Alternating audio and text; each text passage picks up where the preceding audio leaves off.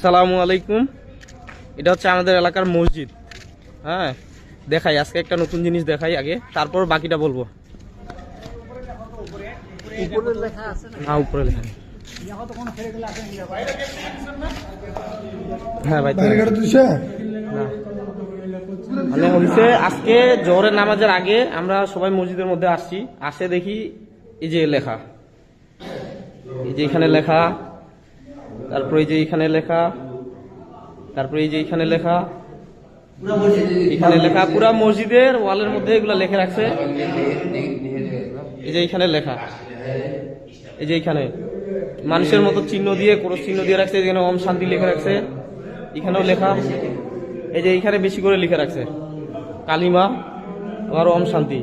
এটা সকালেই ছিল না, এই জিনিসটা সকালে ছিল না, এটা জোহরের আগে মসজিদে ঢুকার সময় এই কাজটা হয়েছে।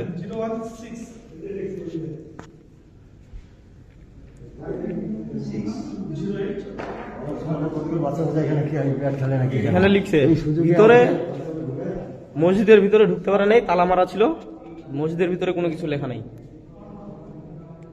আমাদের মসজিদ গোপালগঞ্জ মন্দির পাড়ার সবাই বলতেছে যে এটা ছোট বাচ্চার কাজ। একটা ছোট বাচ্চা কখনোই সাহস পাবে না যে এইসব কিছু লেখার।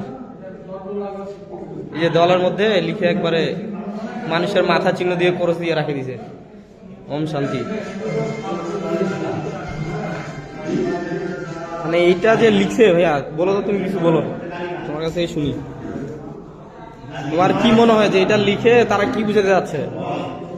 আমার বিশ্বাস যে এটা বাচ্চাদের কাজ না, কারণ বাচ্চারা যদিও এখানে ঢুকতে পারে, কিন্তু বাচ্চারা একটা জায়গায় এটা কাজ করতে পারে, কিন্তু এইভাবে প্রতিটা পিলারে এত অসংখ্য জায়গায় লেখার কথা না বাচ্চাদের। মানে তারা এটা যে লিখে এটা কি বুঝাতে যাচ্ছে? আমার মনে হচ্ছে ওরা কি আমাদের মধ্যে একটা গন্ডগোল তৈরি করতে যাচ্ছে। কলমের কালি দিয়ে এইগুলো লিখে রাখছে একবারে পুরো। এমনি তো ভিডিও এটা দেখো না, এই যে এটা কিভাবে দিছে কালিটা, ভিডিও করে উঠে না, কিন্তু ভালো। এই যে এটা কলমের কালি দিয়ে সুন্দর করে কলমের কালি দিয়ে একবারে উঠে না, কলমের কালি দিয়ে লিখছে যেন এটা না উঠে। তারা কি বুঝাতে যাচ্ছে আমাদের সাথে? মানে ওরা চাচ্ছে যে একটা আপনি বলেন মুরব্বী মানুষ, যে ওরা কি বুঝাতে যাচ্ছে? এখানে দাঁড়ান।